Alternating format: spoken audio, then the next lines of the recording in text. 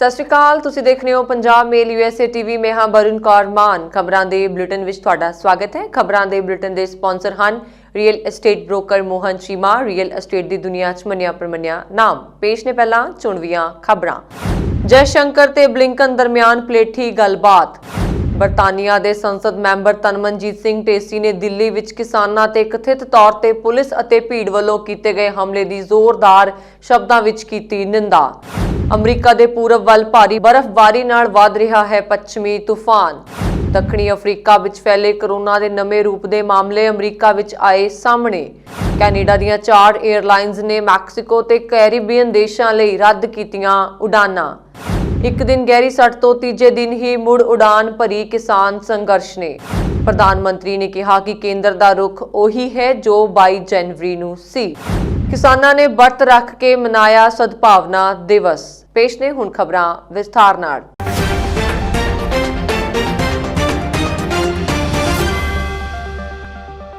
ਨਵੇਂ ਅਮਰੀਕੀ ਵਿਦੇਸ਼ ਮੰਤਰੀ ਟੌਨੀ ਬਲਿੰਕਨ ਨੇ ਅੱਜ ਕਿਹਾ ਕਿ ਭਾਰਤੀ ਪ੍ਰਸ਼ਾਂਤ ਖਿੱਤੇ ਵਿੱਚ ਅਮਰੀਕਾ ਦੇ ਭਾਈਵਾਲ ਵਜੋਂ ਭਾਰਤ ਦੀ ਭੂਮਿਕਾ ਬੇਹੱਦ ਮਹੱਤਵਪੂਰਨ ਹੈ। ਉਹਨਾਂ ਅੱਜ ਆਪਣੇ ਭਾਰਤੀ ਹਮਰੁਤਬਾ एस जयशंकर नाल फोन उत्ते पहली बार गलबात की। इस मौके दोवां ने खेतर ते उस तो बाहर चुनौतियां दे टाकरे ते नवे मौकिਆਂ ते काम करन बारे विचार चर्चा की। इस तो इलावा दोवां आगुआं ने सांझे फिकरां जिवें कि कोविड महामारी, खेतरी उथल पुथल उत्ते भी गलबात की। अमरीकी विदेश मंत्रालय के बुलारे नैड प्राइस ने कहा कि भारत ते अमरीका विचाले दुबल्ले संबंधां नूं मजबूत करन बारे भी इस मौके गलबात की गई। बलिंकन ने खेतरी तालमेल ते क्वाड के महत्व नूं भी इस दौरान उभारिया। दोवें जल्दी ही निजी तौर उत्ते मिलन लई सहमत होए। नवीं दिल्ली विच भारतीय विदेश मंत्रालय वल्लों जारी बयान विच कहा गया है कि जयशंकर ते बलिंकन ने दोवां मुल्कां विचाले रणनीतिक भाईवाल नूं हर पक्ष तो मजबूत करन दे इस विस्तार करन बारे वचनबद्धता प्रगट की है।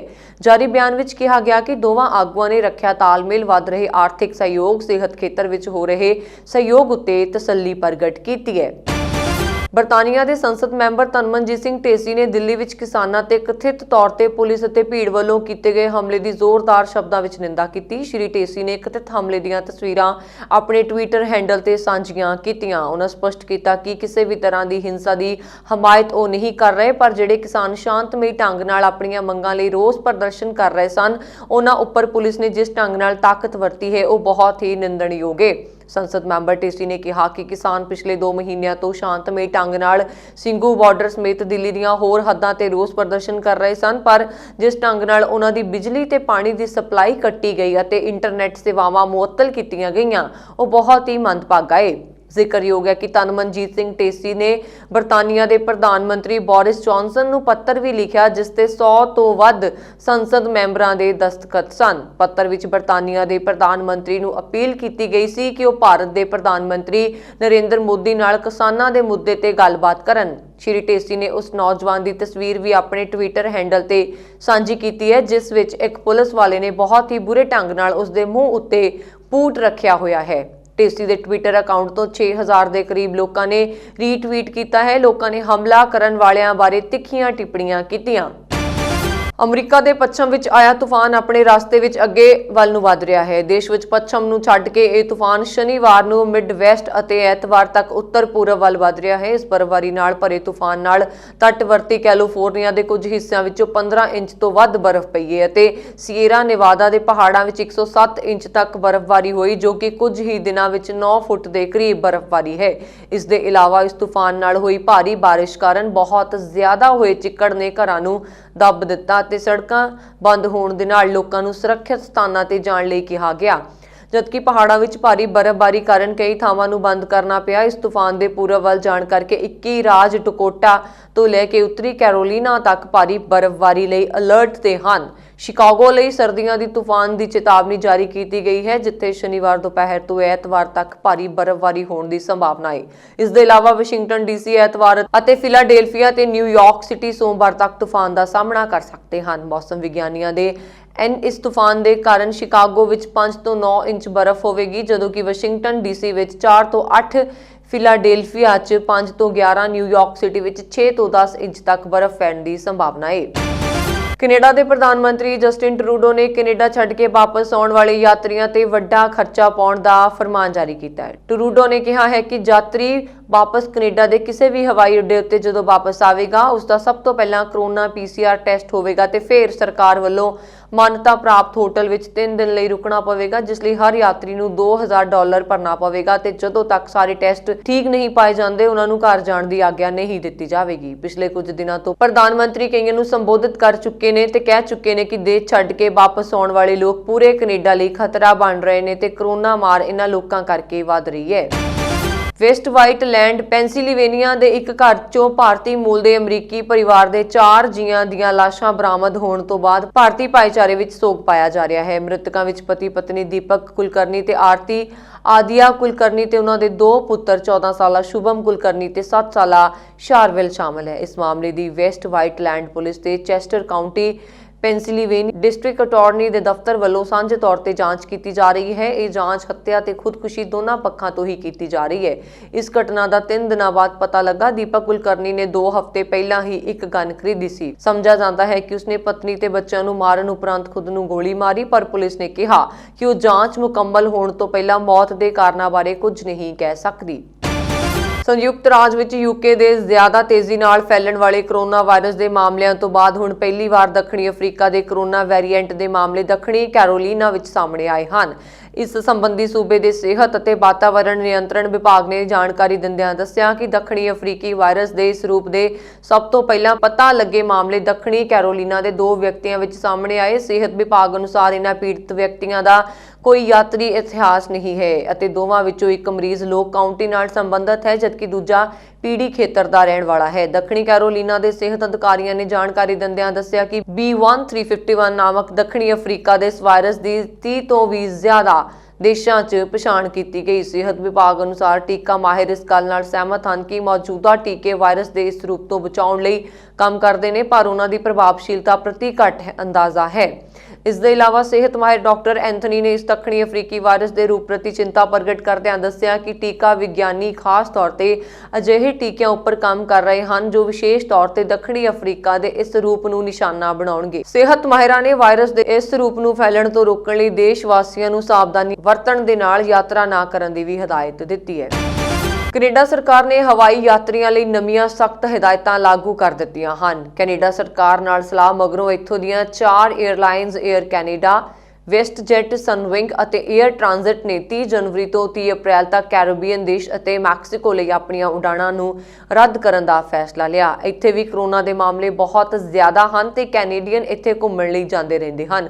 ਪ੍ਰਧਾਨ ਮੰਤਰੀ ਨੇ ਕਿਹਾ ਕਿ ਇੱਥੇ ਗਏ ਕੈਨੇਡੀਅਨ ਲੋਕਾਂ ਨੂੰ ਵਾਪਸ ਲਿਆਉਣ ਲਈ ਸਰਕਾਰ ਪ੍ਰਬੰਧ ਕਰ ਰਹੀ ਹੈ। ਇਹਨਾਂ ਲੋਕਾਂ ਨੂੰ ਵੀ ਇਕਾਂਤ ਵਾਸਤੇ ਦੁਬਾਰਾ ਟੈਸਟ ਕਰਵਾਉਣ ਵਾਲੇ ਨਿਯਮਾਂ ਵਿੱਚੋਂ ਲੰਘਣਾ ਪਵੇਗਾ। ਨਵੇਂ ਨਿਯਮਾਂ ਮੁਤਾਬਕ ਅਗਲੇ ਹਫ਼ਤੇ ਤੋਂ ਕੌਮਾਂਤਰੀ ਯਾਤਰੀ ਮੌਂਟਰੀਅਲ, ਟੋਰਾਂਟੋ, ਕੈਲਗਰੀ ਅਤੇ ਵੈਨਕੂਵਰ ਹਵਾਈ ਅੱਡਿਆਂ ਤੇ ਉਤਰਨਗੇ ਤੇ ਇੱਥੇ ਲੋਕਾਂ ਦਾ ਕਰੋਨਾ ਟੈਸਟ ਕੀਤਾ ਜਾਵੇਗਾ। ਜਦ ਯਾਤਰੀ ਦਾ ਕੈਨੇਡਾ ਦੇ ਹਵਾਈ ਅੱਡੇ ਉੱਤੇ ਦੁਬਾਰਾ ਟੈਸਟ ਕੀਤਾ ਜਾਵੇਗਾ ਤਾਂ ਉਸ ਦੀ ਰਿਪੋਰਟ ਦੇ ਇੰਤਜ਼ਾਰ ਲਈ ਯਾਤਰੀਆਂ ਨੂੰ ਆਪਣੇ ਖਰਚੇ ਤੇ 3 ਦਿਨਾਂ ਲਈ ਹੋਟਲ ਵਿੱਚ ਰੁਕਣਾ ਪਵੇਗਾ। ਜੇਕਰ ਕਿਸੇ ਦਾ ਟੈਸਟ ਨੈਗੇਟਿਵ ਆਉਂਦਾ ਹੈ ਤਾਂ ਉਸ ਨੂੰ ਆਪਣੇ ਘਰ ਜਾ ਕੇ 14 ਦਿਨਾਂ ਲਈ ਇਕਾਂਤਵਾਸ ਰਹਿਣਾ ਹੋਵੇਗਾ। ਜੇਕਰ ਕਿਸੇ ਦੀ ਰਿਪੋਰਟ ਪੋਜ਼ਿਟਿਵ ਆਉਂਦੀ ਹੈ ਤਾਂ ਸਿਹਤ ਅਧਿਕਾਰੀ ਉਸ ਨੂੰ ਇਕਾਂਤਵਾਸ ਕਰਨਗੇ ਤੇ ਉਸ ਦਾ ਇਲਾਜ ਕੀਤਾ ਜਾਵੇਗਾ। ਇਸ ਤੋਂ ਇਲਾਵਾ ਕੈਨੇਡਾ ਵਿੱਚ ਅੰਦਰ ਸੂਬਿਆਈ ਯਾਤਰਾ ਵੀ ਇੱਕ ਤਰ੍ਹਾਂ ਬੰਦ ਹੀ ਹੈ, ਕਿਉਂਕਿ ਕਿਊਬੇਕ, ਓਨਟਾਰੀਓ, ਸਸਕੈਚੁਅਨ, ਅਲਬਰਟਾ ਤੇ ਬ੍ਰਿਟਿਸ਼ ਕੋਲੰਬੀਆ ਵਿੱਚ ਕਰੋਨਾ ਦੇ ਵੱਧ ਮਾਮਲਿਆਂ ਕਾਰਨ ਇਹਨਾਂ ਸੂਬਿਆਂ ਨੇ ਅੰਤਰ ਸੂਬਾ ਯਾਤਰਾ ਤੋਂ ਲੋਕਾਂ ਨੂੰ ਬਚਣ ਦੀ ਸਲਾਹ ਦਿੱਤੀ। ਜੇਕਰ ਬਹੁਤ ਜ਼ਰੂਰੀ ਨਾ ਹੋਵੇ ਤਾਂ ਲੋਕਾਂ ਨੂੰ ਆਪਣੇ ਸੂਬੇ ਵਿੱਚ ਰਹਿਣ ਦੀ ਸਲਾਹ ਹੈ। ਇਸ ਦੇ ਇਲਾਵਾ ਐਟਲਾਂਟਿਕ ਸੂਬੇ ਤੇ ਟੈਰੀਟਰੀਜ਼ ਨੇ ਵੀ ਕੈਨੇਡਾ ਭਰ ਤੋਂ ਘੁੰਮਣ ਆਉਣ ਵਾਲੇ ਲੋਕਾਂ ਨੂੰ ਇੱਥੇ ਨਾ ਆਉਣ ਲਈ ਕਿਹਾ। ਹਾਲਾਂਕਿ ਸਕੂਲ ਜਾਂ ਕੰਮ ਕਰਨ ਲੋਕ ਇੱਥੇ ਆ ਜਾ ਸਕਦੇ ਹਨ। ਮੈਨੀਟੋਬਾ ਵਿੱਚ ਦਾਖਲ ਹੋਣ ਤੋਂ ਪਹਿਲਾਂ ਲੋਕਾਂ ਨੂੰ 14 ਦਿਨਾਂ ਲਈ ਇਕਾਂਤਵਾਸ ਵਿੱਚ ਰਹਿਣਾ ਹੋਵੇਗਾ। 2 ਮਹੀਨੇ ਤੋਂ ਵੱਧ ਸਮੇਂ ਤੋਂ ਦਿੱਲੀ ਦੁਆਲੇ ਲੱਗੇ ਕਿਸਾਨ ਮੋਰਚਿਆਂ ਵਿੱਚ ਵਾਪਰ ਰਹੀਆਂ ਘਟਨਾਵਾਂ ਤੇ ਲਾਏ ਜਾ ਰਹੇ ਫੈਸਲਿਆਂ ਨੇ ਬਹੁਤ ਸਾਰੇ ਵਿਸ਼ਲੇਸ਼ਕਾਂ ਤੇ ਰਾਜਸੀ ਵਿਆਖਿਆਕਾਰਾਂ ਨੂੰ ਹੈਰਾਨੀ ਵਿੱਚ ਹੀ ਨਹੀਂ ਸਗੋਂ ਚੰਬੇ ਵਿੱਚ ਪਾਇਆ ਹੋਇਆ ਹੈ। 26 ਜਨਵਰੀ ਦੀ ਕਿਸਾਨ ਪਰੇਡ ਦੇ ਔਜੜੇ ਪੈਣ ਤੇ ਵਿਖਰ ਜਾਣ ਬਾਅਦ ਹਕੂਮਤ ਤੇ ਉਸ ਪੱਖੀ ਮੀਡੀਆ ਵੱਲੋਂ ਕਿਸਾਨ ਸੰਘਰਸ਼ ਪ੍ਰਤੀ ਪਹਿਲਾਂ ਤੋਂ ਹੀ ਚਲਾਈ ਜਾ ਰਹੀ ਬਦਨਾਮ ਕਰਨ ਦੀ ਮੁਹਿੰਮ ਨੂੰ ਇੰਨੀ ਤੇਜ਼ੀ ਨਾਲ ਧੁਆਇਆ ਗਿਆ। ਸਰਕਾਰ 'ਚ ਬੈਠੇ ਸਿਖਰ ਦੇ ਨੇਤਾਵਾਂ ਨੇ ਅਫਸਰਸ਼ਾਹੀ ਤੋਂ ਲੈ ਕੇ ਸੰਘਰਸ਼ ਹਮਾਇਤੀ ਹਿੱਸਿਆਂ ਵਿੱਚ ਵੀ ਵੱਡੀ ਪੱਧਰ ਤੇ ਇਹ ਗੱਲ ਘਰ ਕਰ ਗਈ ਹੈ ਕਿ ਕਿਸਾਨ ਸੰਘਰਸ਼ਬਾਜ਼ੀ ਹਾਰ ਗਿਆ ਹੈ ਤੇ ਇਸ ਦੇ ਪੈਰਾਂ ਹੇਠੋਂ ਜ਼ਮੀਨ ਖਿਸਕ ਗਈ। ਦਿੱਲੀ ਦੁਆਲੇ ਲੱਗੇ ਕੁਝ ਮੋਰਚਿਆਂ ਵਿੱਚ ਗਿਣਤੀ ਘਟਣ ਨੇ ਅਜਿਹੀ ਸੋਚ ਨੂੰ ਹੋਰ ਵੀ ਵੱਡਾ ਹੁਲਾਰਾ ਦਿੱਤਾ ਤੇ ਉਹਨਾਂ ਨੂੰ ਇਹ ਮੋਰਚਾ ਹੁਣ ਚੰਦ ਦਿਨਾਂ ਦੀ ਖੇਡ ਲੱਗਣ ਲੱਗਾ। ਸੰਘਰਸ਼ ਦੇ ਨਿਵਾਣਾ ਵੱਲ ਚਲੇ ਜਾਣ ਦੀ ਸੋਚ ਨੂੰ ਲੈ ਕੇ ਮੋਦੀ ਸਰਕਾਰ ਨਾਲ ਹੀ ਹਰਿਆਣਾ ਤੇ ਉੱਤਰ ਪ੍ਰਦੇਸ਼ ਦੀਆਂ ਸਰਕਾਰਾਂ ਨੇ ਵੀ ਦਿੱਲੀ ਦੀਆਂ ਸਰਹੱਦਾਂ ਉੱਪਰ ਲੱਗੇ ਮੋਰਚਿਆਂ ਨੂੰ ਖਦੇੜਨ ਤੇ ਹਰਿਆਣਾ ਵਿੱਚ ਰੋਕ ਕੇ ਟੋਲ ਪਲਾਜ਼ਿਆਂ ਨੂੰ ਖੁਲਵਾਉਣ ਲਈ ਪੁਲਿਸ ਨੂੰ ਖੁੱਲੀ ਛੁੱਟੀ ਦੇ ਦਿੱਤੀ। ਹਰਿਆਣਾ ਵਿੱਚ ਕਈ ਟੋਲ ਪਲਾਜ਼ੇ ਖੁਲਵਾ ਵੀ ਦਿੱਤੇ ਗਏ। 27-28 ਜਨਵਰੀ ਨੂੰ ਉੱਤਰ ਪ੍ਰਦੇਸ਼ ਵੱਲ ਲੱਗੇ ਮੋਰਚਿਆਂ ਨੂੰ ਖਦੇੜਨ ਲਈ ਪੁਲਿਸ ਸਰਗਰਮ ਹੋਈ।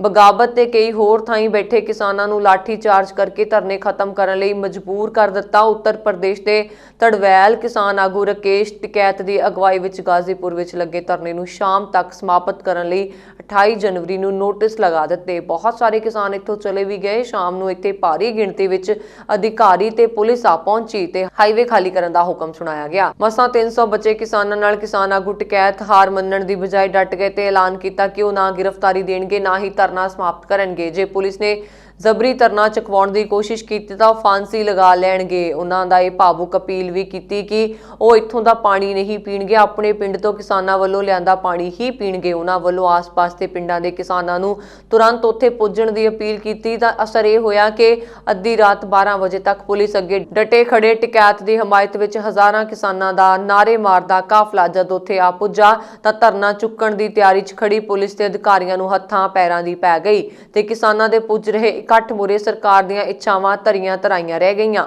ਕਿਸਾਨ ਆਗੂ ਟਿਕੈਤ ਦੀ ਇੱਕ ਭਾਵੁਕ ਅਪੀਲ ਨੇ ਤੀਜੇ ਦਿਨ ਹੀ ਪਾਸਾ ਪਲਟ ਕੇ ਰੱਖ ਦਿੱਤਾ ਤੇ ਦਿੱਲੀ ਦੁਆਲੇ ਲੱਗੇ ਮੋਰਚਿਆਂ ਵਿੱਚ ਉੱਤਰ ਪ੍ਰਦੇਸ਼, ਹਰਿਆਣਾ, ਪੰਜਾਬ ਤੇ ਉੱਤਰਾਖੰਡ ਤੋਂ ਮੁੜ ਕਾਫਲਿਆਂ ਦੇ ਪੁੱਜਣ ਨੇ ਇਹਨਾਂ ਦੀ ਮਜ਼ਬੂਤੀ ਵੀ ਵਧਾ ਦਿੱਤੀ ਤੇ ਹਰਿਆਣਾ ਦੇ ਖੁੱਲੇ ਟੋਲ ਪਲਾਜ਼ਿਆਂ ਵਿੱਚੋਂ ਬਹੁਤ ਉੱਪਰ ਮੁੜ ਲਾਂਘਾ ਮੁਫਤ ਕਰ ਦਿੱਤਾ ਹੈ ਤੇ ਧਰਨੇ ਲੱਗ ਗਏ ਹਨ। ਜਿਵੇਂ 26 ਨਵੰਬਰ ਨੂੰ ਦਿੱਲੀ ਚਲੋ ਦੇ ਸੱਦੇ ਉੱਪਰ ਪੰਜਾਬ ਤੋਂ ਹਰਿਆਣਾ ਇਸ ਸੰਘਰਸ਼ ਦੀ ਤਕੜੀ ਧਿਰ ਬਣ ਕੇ ਆ ਖੜਾ ਸੀ, ਉਸੇ ਤਰ੍ਹਾਂ 26 ਜਨਵਰੀ ਤੇ ਇਸ ਤੋਂ ਬਾਅਦ ਦੇ 2 ਦਿਨਾਂ ਦੀਆਂ ਕਿਸਾਨ ਘਟਨਾਵਾਂ ਨੇ ਉੱਤਰ ਪ੍ਰਦੇਸ਼ ਨੂੰ ਵੀ ਕਿਸਾਨ ਸੰਘਰਸ਼ ਦੀ ਮੁਹਰਲੀ ਕਤਾਰ ਵਿੱਚ ਲਿਆ ਖੜਾ ਕੀਤਾ ਤੇ ਨਿਵਾਣਾ 'ਚ ਚਲੇ ਗਏ ਸੰਘਰਸ਼ ਦੇ ਮੁੜ ਅੰਗੜਾਈ ਭਰੀ ਹੈ। ਸੰਘਰਸ਼ ਵਿੱਚ ਤੇਜ਼ੀ ਨਾਲ ਆਏ ਨਿਵਾਣ ਤੇ ਫਿਰ ਉਸ ਤੋਂ ਵੀ ਤੇਜ਼ੀ ਨਾਲ ਉਚਾਈ ਫੜਨ ਦਾ ਵਾਪਰਿਆ ਇਹ ਵਰਤਾਰਾ ਅਸਲੋਂ ਹੀ ਨਿਵੇਕਲਾ ਹੈ। ਇਹ ਘਟਨਾ ਆਮ ਪੈਮਾਨਿਆਂ ਨਾਲ ਮਾਪੀ ਜਾਣ ਵਾਲੀ ਨਹੀਂ, ਸਗੋਂ ਸੰਘਰਸ਼ ਦੇ ਅਜੀਬ ਤਜਰਬਿਆਂ ਦੀ ਵੀ ਨਵੀਂ ਪੇਸ਼ੀਨੀ ਗੋਈ ਹੈ। ਏਕਤਾ ਤੇ ਮੁੱਦਾ ਸੰਘਰਸ਼ ਦੀ ਜਾਨ 26 ਜਨਵਰੀ ਨੂੰ ਵੱਡੀ ਸੱਟ ਖਾਣ ਬਾਅਦ ਤੀਜੇ ਦਿਨ ਹੀ ਮੁੜ ਉੱਠ ਪੈਣ ਤੇ ਫਿਰ ਕਾਲੇ ਕਾਨੂੰਨਾਂ ਨੂੰ ਚੁਣੌਤੀ ਦੇਣ ਦਾ ਇਹ ਅਚੰਭੇ ਭਰਿਆ ਕਾਰਜ ਕਿਸੇ ਕੌਤਕ ਤੋਂ ਘੱਟ ਨਹੀਂ।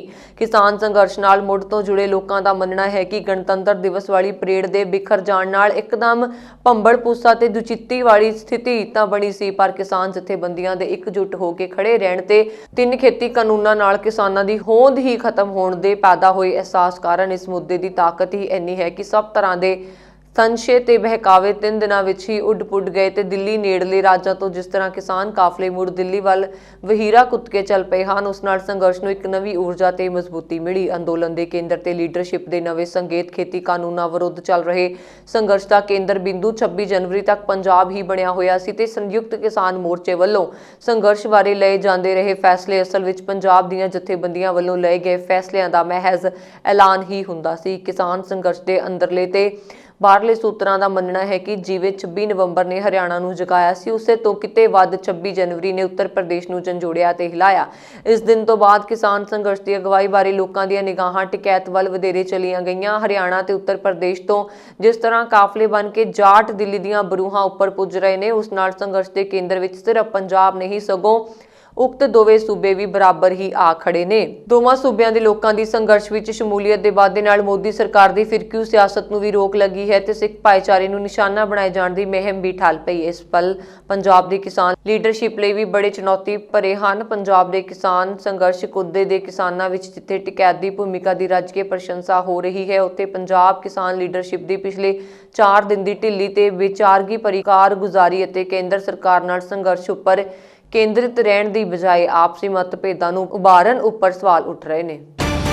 ਪ੍ਰਧਾਨ ਮੰਤਰੀ ਨਰਿੰਦਰ ਮੋਦੀ ਨੇ ਕਿਹਾ ਕਿ ਕੇਂਦਰ ਦਾ ਰੁਖ ਉਹੀ ਹੈ ਜੋ 22 ਜਨਵਰੀ ਨੂੰ ਸੀ। ਇਸੇ ਦਿਨ ਅੰਦੋਲਨਕਾਰੀ ਕਿਸਾਨਾਂ ਤੇ ਕੇਂਦਰ ਦਰਮਿਆਨ ਆਖਰੀ ਗੱਲਬਾਤ ਹੋਈ ਸੀ ਤੇ ਖੇਤੀਬਾੜੀ ਮੰਤਰੀ ਨਰਿੰਦਰ ਤੋਮਰ ਨੇ ਕਿਸਾਨਾਂ ਅੱਗੇ ਸਰਕਾਰ ਦੀ ਤਜਵੀਜ਼ ਰੱਖੀ ਸੀ। ਪ੍ਰਧਾਨ ਮੰਤਰੀ ਨਰਿੰਦਰ ਮੋਦੀ ਨੇ ਵੱਖ-ਵੱਖ ਸਿਆਸੀ ਧਿਰਾਂ ਦੇ ਆਗੂਆਂ ਨੂੰ ਦੱਸਿਆ ਕਿ ਉਹਨਾਂ ਦੀ ਸਰਕਾਰ ਵੱਲੋਂ ਕਿਸਾਨਾਂ ਨੂੰ ਖੇਤੀ ਕਾਨੂੰਨਾਂ ਬਾਰੇ ਕੀਤੀ ਪੇਸ਼ਕਸ਼ ਹਾਲੇ ਵੀ ਕਾਇਮ ਹੈ ਤੇ ਸਰਕਾਰ ਗੱਲਬਾਤ ਤੋਂ ਸਿਰਫ ਇੱਕ ਫੋਨ ਕਾਲ ਦੀ ਦੂਰੀ ਤੇ ਹੈ। ਬਜਟ ਸੈਸ਼ਨ ਨੂੰ ਨਿਰਵਿਘਨ ਚਲਾਉਣ ਬਾਰੇ ਕੀਤੀ ਗਈ ਰਸਮੀ ਸਰਬ ਪਾਰਟੀ ਬੈਠਕ ਵਿੱਚ ਵਿਰੋਧੀ ਆਗੂਆਂ ਨੂੰ ਸੰਬੋਧਨ ਕਰਦਿਆਂ ਪ੍ਰਧਾਨ ਮੰਤਰੀ ਮੋਦੀ ਨੇ ਇਹਨਾਂ ਵਿਚਾਰਾਂ ਦਾ ਪ੍ਰਗਟਾਵਾ ਕੀਤਾ। ਵਿਰੋਧੀ ਧਿਰਾਂ ਦੇ ਆਗੂਆਂ ਨੇ ਇਸ ਤੋਂ ਪਹਿਲਾਂ ਗਣਤੰਤਰ ਦਿਵਸ ਮੌਕੇ ਵਾਪਰੀ ਮੰਦਭਾਗੀ ਘਟਨਾ ਦਾ ਹਵਾਲਾ ਦਿੱਤਾ ਤੇ ਮੋਦੀ ਨੇ ਕਿਹਾ ਕਿ ਇਸ ਬਾਰੇ ਕਾਨੂੰਨ ਬਣਦੀ ਕਾਰਵਾਈ ਕਰੇਗਾ। ਮੋਦੀ ਦੀ ਅਗਵਾਈ ਵਿੱਚ ਹੋਈ ਬੈਠਕ ਵਿੱਚ ਰੱਖਿਆ ਮੰਤਰੀ ਰਾਜਨਾਥ ਸਿੰਘ ਵੀ ਹਾਜ਼ਰ ਸਨ। ਸੰਸਦੀ ਮਾਮਲਿਆਂ ਬਾਰੇ ਮੰਤਰੀ ਪ੍ਰਹਿਲਾਦ ਜੋਸ਼ੀ ਨੇ ਜਾਣਕਾਰੀ ਦਿੰਦਿਆਂ ਦੱਸਿਆ ਕਿ ਪ੍ਰਧਾਨ ਮੰਤਰੀ ਨੇ ਯਕੀਨ ਦਿਵਾਇਆ ਹੈ ਕਿ ਕੇਂਦਰ ਸਰਕਾਰ ਕਿਸਾਨਾਂ ਦੇ ਮੁੱਦੇ ਉੱਤੇ ਖੁੱਲੇ ਮਨ ਨਾਲ ਵਿਚਾਰ ਕਰ ਰਿਹਾ ਹੈ। ਪ੍ਰਧਾਨ ਮੰਤਰੀ ਨੇ ਕਿਹਾ ਕਿ ਤੋਮਰ ਵੱਲੋਂ ਕੀਤੀ ਪੇਸ਼ਕਸ਼ ਕਾਇਮ ਹੈ। ਜੋਸ਼ੀ ਨੇ ਦੱਸਿਆ ਕਿ ਬੈਠਕ ਦੌਰਾਨ ਮੋਦੀ ਨੇ ਕਿਹਾ ਕਿ ਤੋਮਰ ਗੱਲਬਾਤ ਤੋਂ ਸਿਰਫ ਇੱਕ ਫੋਨ ਕਾਲ ਦੂਰ ਹਨ।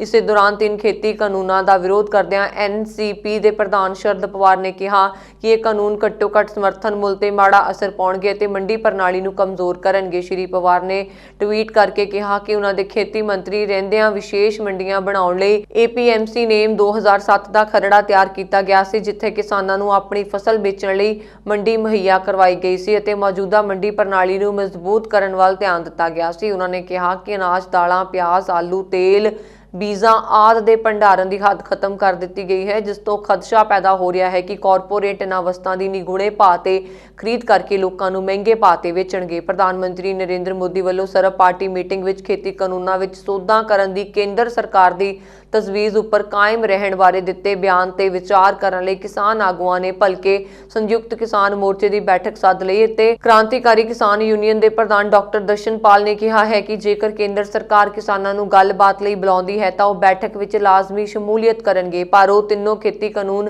ਰੱਦ ਕਰਨ ਦਾ, ਫਸਲਾਂ ਦੀ ਘੱਟੋ-ਘੱਟ ਖਰੀਦ ਗਰੰਟੀ ਕਾਨੂੰਨ ਅਤੇ ਪਰਾਲੀ ਐਕਟ ਵਿੱਚੋਂ ਕਿਸਾਨ ਵਿਰੋਧੀ ਧਾਰਾਵਾਂ ਹਟਾਉਣ ਦੀਆਂ ਮੰਗਾਂ ਤੇ ਅਜੇ ਵੀ ਦ੍ਰਿੜ ਨੇ। ਰਾਜਸਥਾਨ ਦੇ ਮੁੱਖ ਮੰਤਰੀ ਅਸ਼ੋਕ ਗਹਿਲੋਤ ਨੇ ਅੱਜ ਕਿਹਾ ਕਿ ਪ੍ਰਧਾਨ ਮੰਤਰੀ ਨਰਿੰਦਰ ਮੋਦੀ ਨੂੰ ਸੰਘਰਸ਼ ਕਰ ਰਹੇ ਕਿਸਾਨਾਂ ਨਾਲ ਗੱਲਬਾਤ ਦੀ ਪਹਿਲ ਕਰਨੀ ਚਾਹੀਦੀ ਹੈ। ਉਹਨਾਂ ਨੇ ਕਿਹਾ ਕਿ ਇਸ ਨੂੰ ਵਕਾਰ ਦਾ ਮੁੱਦਾ ਨਹੀਂ ਬਣਾਉਣਾ ਚਾਹੀਦਾ, ਕਿਉਂਕਿ ਇੱਕ ਲੋਕਤੰਤਰ ਵਿੱਚ ਫੈਸਲੇ ਕਈ ਵਾਰ ਬਦਲੇ ਜਾਂਦੇ ਨੇ। ਗਹਿਲੋਤ ਨੇ ਕਿਹਾ ਕਿ ਲੰਬਾ ਸਮਾਂ ਚੱਲਣ ਵਾਲੇ ਸੰਘਰਸ਼ ਮੁਲਕ ਦੇ ਹਿੱਤ ਵਿੱਚ ਨਹੀਂ। ਸੂਤਰਾਂ ਮੁਤਾਬਕ ਬੈਠਕ ਦੌਰਾਨ ਕਾਂਗਰਸ ਦੇ ਗੁਲਾਮ ਨਬੀ ਆਜ਼ਾਦ, ਤ੍ਰਿਣਮੂਲ ਕਾਂਗਰਸ ਦੇ ਸੁਦੀਪ ਬੰਦੋਪਿਆਦੇ, ਅਕਾਲੀ ਦਲ ਦੇ ਬਲਵਿੰਦਰ ਸਿੰਘ ਭੁੰਦੜ ਤੇ ਸ਼ਿਵ ਸੈਨਾ ਦੇ ਵਿਨਾਇਕ ਰਾਉਤ ਨੇ ਸੰਘਰਸ਼ਸ਼ੀਲ ਕਿਸਾਨਾਂ ਦਾ ਮੁੱਦਾ ਉਠਾਇਆ। ਬੈਠਕ ਦੌਰਾਨ ਸਾਰੀਆਂ ਵੱਡੀਆਂ ਵਿਰੋਧੀ ਪਾਰਟੀਆਂ ਨੇ ਕਿਸਾਨਾਂ ਦੇ ਮੁੱਦੇ ਉੱਤੇ ਵਿਚਾਰ ਚਰਚਾ ਦੀ ਮੰਗ ਕੀਤੀ। ਹਾਲਾਂਕਿ ਵਿਰੋਧੀ ਧਿਰਾਂ ਦੇ ਲਾਲ ਕਿਲੇ ਉੱਤੇ ਹੋਈ ਹਿੰਸਾ ਤੋੜ ਭੰਨ ਦੀ ਵੀ ਨਿੰਦਾ ਕੀਤੀ, ਪਰ ਉਹਨਾਂ ਨਾਲ ਇਹ ਕਿਹਾ ਕਿ ਜਿਹੜੇ ਕਿਸਾਨ ਸ਼ਾਂਤੀਪੂਰਨ ਢੰਗ ਨਾਲ ਰੋਸ ਪ੍ਰਗਟਾ ਰਹੇ ਹਨ, ਉਹਨਾਂ ਨੂੰ ਇਸ ਲਈ ਜ਼ਿੰਮੇਵਾਰ ਨਹੀਂ ਠਹਿਰਾਇਆ ਜਾਣਾ ਚਾਹੀਦਾ। TMC ਆਗੂ ਸੁਦੀਪ ਨੇ ਕਿਹਾ ਕਿ 20 ਵਿਰੋਧੀ ਪਾਰਟੀਆਂ ਵੱਲੋਂ ਰਾਸ਼ਟਰਪਤੀ ਦੇ ਭਾਸ਼ਣ ਦਾ ਬਾਈਕਾਟ ਸਰਕਾਰ ਨੂੰ ਦਿੱਤਾ ਗਿਆ ਮਜ਼ਬੂਤ ਸੁਨੇਹਾ ਹੈ ਤੇ ਖੇਤੀ ਕਾਨੂੰਨ ਵਾਪਸ ਲਏ ਜਾਣੇ ਚਾਹੀਦੇ ਨੇ। ਦਿੱਲੀ ਦੇ 3 ਮੁੱਖ ਬਾਰਡਰ ਸਿੰਘੂ, ਗਾਜ਼ੀਪੁਰ ਅਤੇ ਟਿਕਰੀ ਤੇ ਡਟੇ ਕਿਸਾਨਾਂ ਨੇ ਸਦਭਾਵਨਾ ਦਿਵਸ ਮਨਾਇਆ। ਸੰਯੁਕਤ ਕਿਸਾਨ ਮੋਰਚੇ ਨੇ ਦੇਸ਼ ਦੇ ਕਿਸਾਨਾਂ ਨੂੰ ਭਰੋਸਾ ਦਿੱਤਾ ਕਿ ਸ਼ਾਂਤਮਈ ਤਰੀਕੇ ਨਾਲ ਇਹ ਅੰਦੋਲਨ ਚਲਾ ਕੇ ਤਿੰਨੋਂ ਖੇਤੀ ਕਾਨੂੰਨ ਰੱਦ ਕਰਵਾਏ ਜਾਣਗੇ। ਤਿੰਨੋਂ ਮੋਰਚਿਆਂ ਤੇ ਕਿਸਾਨ ਆਗੂਆਂ ਨੇ ਸਵੇਰੇ 9 ਵਜੇ ਤੋਂ ਲੈ ਕੇ ਸ਼ਾਮ 5 ਵਜੇ ਤੱਕ ਵਰਤ ਰੱਖੇ। ਦੇਸ਼ ਦੇ ਹੋਰ ਹਿੱਸਿਆਂ ਵਿੱਚ ਵੀ ਸੰਯੁਕਤ ਕਿਸਾਨ ਮੋਰਚੇ ਦੇ ਸੱਦੇ ਤੇ ਸਦਭਾਵਨਾ ਦਿਵਸ ਮਨਾਉਂਦਿਆਂ ਕਿਸਾਨਾਂ ਨੇ ਵਰਤ ਰੱਖੇ। ਸਿੰਘੂ ਬਾਰਡਰ ਤੇ ਭੁੱਖ ਹੜਤਾਲ ਵਿੱਚ ਕਿਸਾਨ ਆਗੂ ਸ਼ਾਮਲ ਹੋਏ ਅਤੇ ਉਹਨਾਂ ਆਪਣੇ ਭਾਸ਼ਣ ਨਾਲ ਕਿਸਾਨਾਂ ਵਿੱਚ ਨਵੀਂ ਰੂਹ ਫੂਕਣ ਦੀ ਕੋਸ਼ਿਸ਼ ਕੀਤੀ। ਇਸ ਦੌਰਾਨ ਅਰਦਾਸ ਕਰਕੇ ਕਿਸਾਨਾਂ ਨੂੰ ਭੁੱਖ ਹੜਤਾਲ ਉੱਪਰ ਬਿਠਾਇਆ ਗਿਆ। ਕਿਸਾਨ ਆਗੂ ਸਤਨਾਮ ਸਿੰਘ ਅਜਨਾਲਾ ਨੇ ਕਿਹਾ ਕਿ ਮੋਦੀ ਸਰਕਾਰ ਦੀਆਂ ਹਿੰਦੂ, ਸਿੱਖਾਂ ਤੇ ਪੰਜਾਬ, ਹਰਿਆਣਾ ਦੇ ਕਿਸਾਨਾਂ ਵਿੱਚ ਵੱਖਰੇਵੇਂ ਪਾਉਣ ਦੀ ਚਾਲ ਖੁਦ ਕਿਸਾਨਾਂ ਨੇ ਹੀ 3 ਮੁੱਖ ਮੋਰਚਿਆਂ ਵਿੱਚ ਵੱਡੀ ਗਿਣਤੀ ਵਿੱਚ ਸ਼ਾਮਲ ਹੋ ਕੇ ਨਾਕਾਮ ਕਰ ਦਿੱਤੀ। ਉਹਨਾਂ ਨੇ ਕਿਹਾ ਕਿ ਕਿਸਾਨਾਂ ਦੇ ਸਬਰ ਨੂੰ ਦੇਖ ਕੇ ਸੁਰੱਖਿਆ ਬਲ ਵੀ ਹੈਰਾਨ ਰਹਿ ਗਏ ਹਨ। ਟਿਕਰੀ ਬਾਰਡਰ ਤੇ ਦੱਖਣੀ ਹਰਿਆਣਾ ਦੇ ਕਿਸਾਨਾਂ ਨੇ ਪਰਿਵਾਰਾਂ ਸਮੇਤ ਟਰੈਕਟਰ ਟਰਾਲੀਆਂ ਨਾਲ ਭਰਮੀ ਸ਼ਮੂਲੀਅਤ ਕੀਤੀ ਅਤੇ ਸਦਭਾਵਨਾ ਸਮਾਗਮ ਵਿੱਚ ਹਿੱਸਾ ਲਿਆ। ਬੁਲਾਰਿਆਂ ਨੇ ਕਿਸਾਨੀ ਘੋਲ ਨੂੰ ਹੋਰ ਮਜ਼ਬੂਤ ਕਰਨ ਅਤੇ ਲੋਕਾਂ ਨੂੰ ਅਫਵਾਹਾਂ ਤੋਂ ਸੁਚੇਤ ਰਹਿਣ ਦਾ ਹੋਕਾ ਦਿੱਤਾ। ਟਿਕਰੀ ਸਰਹੱਦ ਤੇ ਕਿਸਾਨਾਂ ਨੇ ਟਰਾਲੀਆਂ ਪੱਕੇ ਤੌਰ ਤੇ ਖੜੀਆਂ ਕਰ ਲਈਆਂ ਨੇ। ਉਧਰ ਗਾਜ਼ੀਪੁਰ ਅਤੇ ਹੋਰ ਬਾਰਡਰਾਂ ਤੇ ਕਿਸਾਨਾਂ ਦੀ ਗਿਣਤੀ ਵਧਣ ਕਰਕੇ ਭਾਰਤੀ ਕਿਸਾਨ ਯੂਨੀਅਨ ਦੇ ਆਗੂ ਰਾਕੇਸ਼ ਟਿਕੈਤ ਨੇ ਕਿਹਾ ਕਿ ਹੰਝੂ ਵਹਿਣ ਦਾ ਅਸਰ ਸਭ ਨੇ ਦੇਖ ਲਿਆ ਹੈ ਅਤੇ ਹੁਣ ਅੰਦੋਲਨ ਹੋਰ ਮਜ਼ਬੂਤ ਹੋਵੇਗਾ। ਹਿੰਸਾ ਦੇ ਮਾਮਲੇ ਵਿੱਚ ਮੁਕੱਦਮਾ ਦਰਜ ਹੋਣ ਤੇ ਉਹਨਾਂ ਨੇ ਕਿਹਾ ਹੁਣ ਜੇਲ੍ਹਾਂ ਵੀ ਭਰੀਆਂ ਜਾਣਗੀਆਂ ਅਤੇ ਅੰਦੋਲਨ ਵੀ ਚੱਲੇਗਾ, ਨਾਲ ਹੀ ਕਾਨੂੰਨ ਦੀ ਪਾਲਣਾ ਵੀ ਕੀਤੀ ਜਾਵੇਗੀ। ਜੇਕਰ ਜੇਲ੍ਹ ਜਾਣਾ ਪਿਆ ਤਾਂ ਅੰਦੋਲਨ ਕਿਸਾਨ ਚਲਾਉਣਗੇ। ਉਹਨਾਂ ਨੇ ਕਿਹਾ ਕਿ ਰਾਜਨੀਤਿਕ ਪਾਰਟੀਆਂ ਨਾਲ ਜੁੜੇ ਲੋਕਾਂ ਨੂੰ ਮੰਚ ਉੱਪਰ ਥਾਂ ਨਹੀਂ ਦਿੱਤੀ ਜਾ ਰਹੀ ਅਤੇ ਨਾ ਹੀ ਕਿਸੇ ਸਿਆਸੀ ਧਿਰ ਨੂੰ ਵੋਟਾਂ ਦੇਣ ਦਾ ਕੋਈ ਸੁਨੇਹਾ ਜਾਂ ਸੱਦਾ ਦਿੱਤਾ ਜਾ ਰਿਹਾ ਹੈ। ਉਧਰ ਭਾਰਤੀ ਕਿਸਾਨ ਯੂਨੀਅਨ ਦੇ ਪ੍ਰਧਾਨ ਨਰੇਸ਼ ਟਿਕੈਤ ਐਲਾਨ ਕੀਤਾ ਹੈ ਕਿ ਬਾਗਪਤ ਵਿੱਚ ਪੰਚਾਇਤ ਮਗਰੋਂ ਅੰਦੋਲਨ ਨੂੰ ਤੇਜ਼ੀ ਦਿੱਤੀ ਜਾਵੇਗੀ। ਭਾਜਪਾ ਤੋਂ ਖਫਾ ਹੋਣ ਬਾਰੇ ਉਹਨਾਂ ਨੇ ਕਿਹਾ ਨਾਰਾਜ਼ਗੀ ਤਾਂ ਆਪਣੇ ਨਾਲ ਹੀ ਹੁੰਦੀ ਹੈ। ਜਦੋਂ ਅਸੀਂ ਬਰਾਬਰ ਚੱਲਾਂਗੇ ਤਾਂ ਉਹੀ ਠਿੱਬੀ ਮਾਰੇਗਾ ਜੋ ਬਰਾਬਰ ਜਾ ਰਿਹਾ ਹੋਵੇਗਾ। ਗਾਜ਼ੀਪੁਰ 'ਚ ਸ਼੍ਰੀ ਟਕੈਤ ਦਾ ਸਨਮਾਨ ਕਰਨ ਲਈ ਭਾਰਤੀ ਕਿਸਾਨ ਯੂਨੀਅਨ ਦੇ ਜਨਰਲ ਸਕੱਤਰ ਹਰਿੰਦਰ ਸਿੰਘ ਲੱਖੋਵਾਲ, ਬਲਦੀਪ ਸਿੰਘ ਸਿਰਸਾ, ਪਲਵਿੰਦਰ ਸਿੰਘ ਪਾਲ ਮਾਜਰਾ, ਬਲਵੰਤ ਸਿੰਘ, ਸੁਖਵਿੰਦਰ ਸਿੰਘ ਬੜਵਾ ਅਤੇ ਸਾਂਝੀ ਸੱਥ ਦੇ ਅਹੁਦੇਦਾਰ ਸੁਖਦੇਵ ਸਿੰਘ ਅੰਮ੍ਰਿਤਸਰ ਸਮੇਤ ਹੋਰ ਲੋਕ ਪਹੁੰਚੇ। ਲੱਖੋਵਾਲ ਨੇ ਕਿਹਾ ਕਿ ਕਿਸਾਨ ਮੋਰਚਿਆਂ ਉੱਪਰ ਕਿਸਾਨ ਵਹੀਰਾਂ ਕੱਟ ਕੇ ਪਹੁੰਚ ਰਹੇ ਨੇ। ਦਿੱਲੀ ਪੁਲਿਸ ਵੱਲੋਂ ਗਾਜ਼ੀਪੁਰ ਧਰਨੇ ਦੀ ਡਰੋਨ ਨਾਲ ਨਿਗਰਾਨੀ ਕੀਤੀ ਜਾ ਰਹੀ ਹੈ ਤੇ ਇਸ ਸਥਾਨ ਵੱਲ ਜਾਂਦੇ ਮਾਰਗ ਬੰਦ ਕਰ ਦਿੱਤੇ ਗਏ ਨੇ। BKU ਨੇਤਾ ਨੇ ਅੱਜ ਕੁੰਡਲੀ ਬਾਰਡਰ ਵਾਲੇ ਕਿਸਾਨਾਂ ਦੀ ਹਮਾਇਤ ਲਈ ਅਮਰੀਕੀ ਸਿੰਘ ਗੰਡੂਆਂ ਦੀ ਅਗਵਾਈ ਹੇਠ ਕਿਸਾਨਾਂ ਦਾ ਕਾਫਲਾ ਰਵਾਨਾ ਕੀਤਾ। ਕਾਫਲੇ ਨੂੰ ਭਾਰੇ ਪੁਲਿਸ ਫੋਰਸ ਨੇ ਟਿੱਕਰੀ ਮੋਰਚੇ ਤੋਂ ਕੁਝ ਦੂਰੀ ਤੇ ਹੀ ਰੋਕਣ ਦੀ ਕੋਸ਼ਿਸ਼ ਕੀਤੀ ਗਈ, ਪਰ ਫਿਰ ਕਿਸਾਨਾਂ ਨੇ ਬਦਲਵਾਂ ਰਾਹ ਚੁਣ ਲਿਆ। ਸ਼੍ਰੀ ਗੰਡੂਆਂ ਨੇ ਕਿਹਾ ਕਿ ਸਰਕਾਰ ਵੱਲੋਂ RSS ਦੇ ਗੁੰਡਿਆਂ ਰਾਹੀਂ ਕਰਵਾਏ ਜਾ ਰਹੇ ਹਮਲਿਆਂ ਅੱਗੇ ਡਟੇ ਬੈਠੇ ਕਿਸਾਨਾਂ ਦੀ ਤਾਕਤ ਵਧਾਉਣ ਲਈ ਕਾਫਲਾ ਪੁੱਜਿਆ ਸੀ ਅਤੇ ਪੁਲਿਸ ਵੱਲੋਂ ਇਸ ਨੂੰ ਰੋਕਣ ਦੀ ਕਾਰਵਾਈ ਹਮਲਾਵਾਰਾਂ ਨਾਲ ਮਿਲੀ ਭੁਗਤ ਦਾ ਸਿੱਟਾ ਹੈ। ਜਥੇਬੰਦੀ ਦੇ ਸੂਬਾ ਸਕੱਤਰ ਸ਼ਿੰਗਾਰਾ ਸਿੰਘ ਮਾਨ ਨੇ ਕਿਹਾ ਕਿ ਗਣਤੰਤਰ ਦਿਵਸ ਮੌਕੇ ਕਿਸਾਨ ਮਜ਼ਦੂਰ ਸੰਘਰਸ਼ ਕਮੇਟੀ ਵੱਲੋਂ ਰਿੰਗ ਰੋਡ ਤੇ ਮਾਰਚ ਕਰਨ ਦਾ ਫੈਸਲਾ ਦਰੁਸਤ ਨਹੀਂ ਸੀ, ਜਿਹੜਾ ਸਰਕਾਰ ਦੀ ਲਾਲ ਕਿਲੇ ਵਾਲੀ ਸਾਜ਼ਿਸ਼ ਨੂੰ ਲਾਗੂ ਕਰਨ ਦਾ ਇੱਕ ਸਾਧਨ ਬਣ ਗਿਆ। ਉਨ੍ਹਾਂ ਕਿਹਾ ਕਿ ਖੇਤੀ ਕਾਨੂੰਨ ਰੱਦ ਕਰਵਾਉਣ ਲਈ ਕੁੰਡਲੀ ਬਾਰਡਰ ਤੇ ਡਟੇ ਕਿਸਾਨ ਇਸ ਅੰਦੋਲਨ ਦਾ ਹਿੱਸਾ ਹਨ ਅਤੇ ਜਥੇਬੰਦੀ ਉਨ੍ਹਾਂ ਦੀ ਸਹਾਇਤਾ ਲਈ ਆਪਣੀ ਪੂਰੀ ਆਵਾਜ਼ ਲਾਏਗੀ। ਇਸ ਦੌਰਾਨ ਟਿੱਕਰੀ ਬਾਰਡਰ ਤੇ ਕਿਸਾਨਾਂ ਨੇ ਟਰੈਕਟਰ ਮਾਰਚ ਵੀ ਕੱਢਿਆ। ਉਧਰ ਭਾਰਤੀ ਕਿਸਾਨ ਯੂਨੀਅਨ ਏਕਤਾ ਉਗਰਾਹਾਂ ਦੀ ਟਿੱਕਰੀ ਬਾਰਡਰ ਤੇ ਪਕੌੜਾ ਚੌਂਕ ਨੇੜੇ ਲੱਗੀ ਸਟੇਜ ਤੋਂ ਹਜ਼ਾਰਾਂ ਦੇ ਇਕੱਠ ਨੂੰ ਸੰਬੋਧਨ ਕਰਦਿਆਂ ਸ਼ਿੰਗਾਰਾ ਸਿੰਘ ਮਾਨ, ਦਰਬਾਰਾ ਸਿੰਘ ਸ਼ਾਜਲਾ ਤੇ ਹਰਜਿੰਦਰ ਕੌਰ ਬਿੰਦੂ ਨੇ ਕਿਹਾ ਕਿ ਮੋਦੀ ਸਰਕਾਰ ਨੇ ਪੰਜਾਬ ਅਤੇ ਹਰਿਆਣਾ ਦੇ ਲੋਕਾਂ ਵਿੱਚ ਧਾਰਮਿਕ ਵੰਡੀਆਂ ਪਾ ਕੇ ਦਬਾਉਣ ਦੀ ਕੋਸ਼ਿਸ਼ ਕੀਤੀ ਸੀ, ਪਰ ਅੱਜ ਹਰਿਆਣਾ ਦੇ ਕਿਸਾਨਾਂ ਨੇ ਪਰਿਵਾਰਾਂ ਸਮੇਤ 10 ਕਿਲੋਮੀਟਰ ਦੇ ਲੰਬੇ ਕਾਫਲੇ ਨੇ ਟਿੱਕਰੀ ਬਾਰਡਰ ਤੇ ਬੈਠੇ ਸੰਘਰਸ਼ੀ ਕਿਸਾਨਾਂ ਲਈ ਦੁੱਧ, ਸਬਜ਼ੀਆਂ ਅਤੇ ਰਾਸ਼ਨ ਭੇਜ ਕੇ ਸਰਕਾਰ ਦੀ ਇਹ ਸਾਜ਼ਿਸ਼ ਵੀ ਨਾਕਾਮ ਕਰ ਦਿੱਤੀ। ਪੰਜਾਬ ਤੋਂ ਮਿੱਟੀ ਲੈ ਕੇ ਪਹੁੰਚੇ ਮਸ਼ਹੂਰ ਸੂਫੀ ਗਾਇਕ ਕਨਵਰ ਗਰੇਵਾਲ ਨੇ ਆਪਣੇ ਭਾਸ਼ਣ 'ਚ ਕਿਹਾ, ਮੈਂ ਇਸ ਮਿੱਟੀ ਦੀ ਸਹੁੰ ਖਾ ਕੇ ਕਹਿੰਦਾ ਹਾਂ ਕਿ ਸਾਰਾ ਪੰਜਾਬ ਇਸ ਸੰਘਰਸ਼ ਦੇ ਨਾਲ ਹੈ। 26 ਜਨਵਰੀ ਤੱਕ ਕੋਲ 2 ਪੜਾਵਾਂ ਵਿੱਚੋਂ ਲੰਘ ਚੁੱਕਿਆ ਹੈ ਅਤੇ ਤੀਜੇ ਪੜਾਅ ਵਿੱਚ ਦਾਖਲ ਹੋ ਗਿਆ ਅਤੇ ਇਹ ਸੰਘਰਸ਼ ਹਰ ਹਾਲ ਵਿੱਚ ਜਿੱਤ ਹਾਸਲ ਕਰੇਗਾ ਹੀ ਸਮਾਪਤ ਹੋਵੇਗਾ। ਤਾਂ ਹੀ ਉਹਨਾਂ ਨੌਜਵਾਨਾਂ ਨੂੰ ਅਪੀਲ ਕੀਤੀ ਕਿ ਕਿਸਾਨ ਜਥੇਬੰਦੀਆਂ ਦੇ ਆਗੂਆਂ ਦੀ ਅਗਵਾਈ ਤਹਿਤ ਸ਼ਾਂਤਮਈ ਸੰਘਰਸ਼ ਵਿੱਚ ਵੱਧ ਤੋਂ ਵੱਧ ਯੋਗਦਾਨ ਪਾਉਣ। ਇਸ ਸਨ ਹੁਣ ਤੱਕ ਦੀਆਂ ਖਬਰਾਂ। ਮੈਨੂੰ ਬਰਨ ਕੌਰ ਮਾਨ ਨੂੰ ਦਿਓ ਆਗਿਆ। ਤੁਸੀਂ ਬਣੇ ਰਹੋ ਪੰਜਾਬ ਮੇਡ USA TV ਦੇ ਨਾਲ। ਸਤਿ ਸ਼੍ਰੀ ਅਕਾਲ।